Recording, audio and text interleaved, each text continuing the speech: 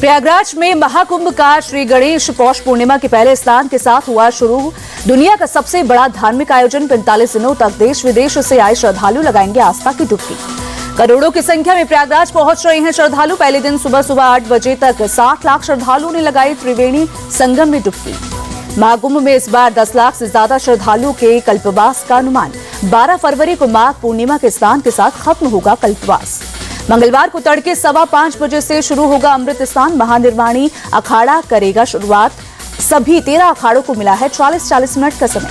14 जनवरी के पहले शाही स्नान को लेकर सभी तैयारियां पूरी कर ली गई हैं। अखाड़ों के स्नान के लिए अलग रास्ते बनाए गए हैं। संगम नोच पर हर घंटे 2 लाख श्रद्धालुओं के स्नान करने का इंतजाम। अखाड़ों के स्नान के लिए अलग रूट बनाया गया।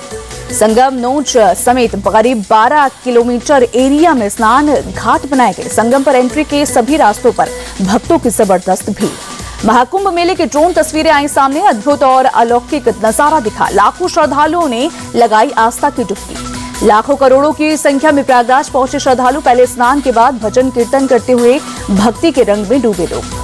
महाकुंभ के शुभारंभ पर पीएम मोदी ने किया ट्वीट। लिखा, करोड़ों लोगों के लिए आज का दिन बेहद खास। आस्था, भक्ति और संस्कृति का पवित्र संगम। पीएम मोदी ने लिखा, मुझे ये देखकर खुशी हो रही है कि प्रयागराज अनगिनत लोगों से भरा हुआ है और तीर्थयात्री और पर्यटकों को शानदार प्रवास की शुभकामनाएं। महाकुंभ के शुभारंभ की सीएम योगी ने दी बधाई। ट्वीट कर बोले, महाकुंभ में आए सभी साधु संतों और श्रद्धालुओं का स्वागत। मां गंगा सभी की मनोकामना पूर्ण करे। पौष पूर्णिमा पर आज प्रयागराज में लाखों श्रद्धालु जुटे। बड़ी संख्या में साधु संतों के साथ ही पुरुषों, महिलाओं, बुजुर्गों और बच्चों संगम में आए और आस्था की डुबकी लगाई। पहले स्नान से पहले शनिवार और रविवार को करीब 50 लाख श्रद्धालुओं ने संगम त्रिवेणी में आस्था की डुबकी लगाई।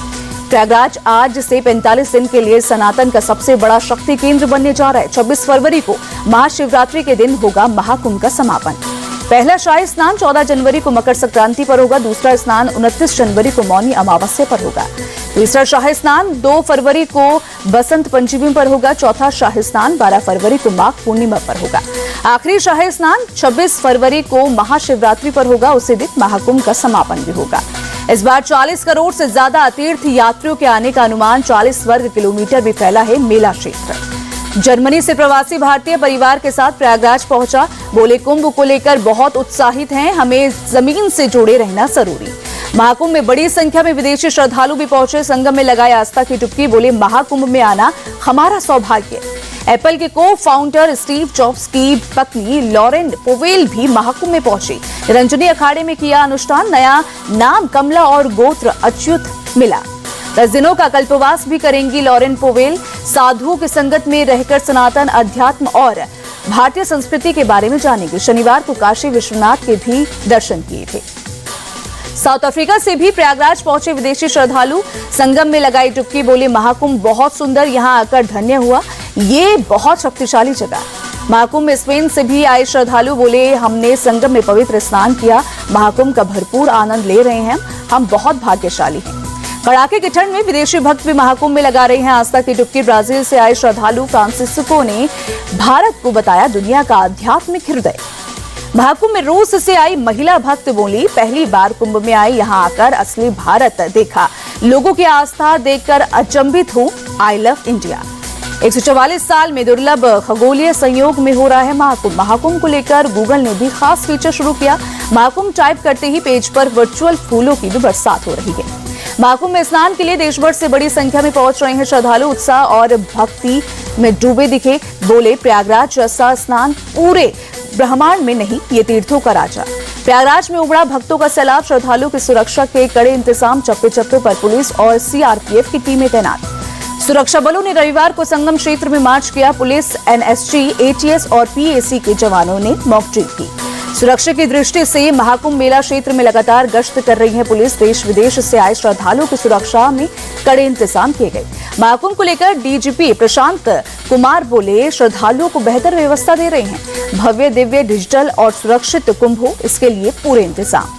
महाकुंभ मेला क्षेत्र के एसएसपी राजेश द्विवेदी बोले, लगातार भक्तों की संख्या बढ़ रही है। कुंभ का पहला दिन शांतिपूर्ण तरीके से चल रहा है। सुरक्षा के पुख्ता इंतजाम। महाकुंभ को लेकर पुलिस ने सुरक्षा बढ़ा दी।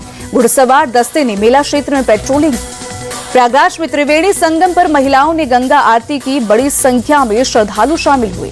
रेलवे ने स्टेशनों पर प्रवेश और निकासी की गाइडलाइन जारी की। प्रयागराज जंक्शन शिवकी प्रयाग स्टेशन पर एक साइड से प्रवेश तो दूसरी ओर से निकासी होगी।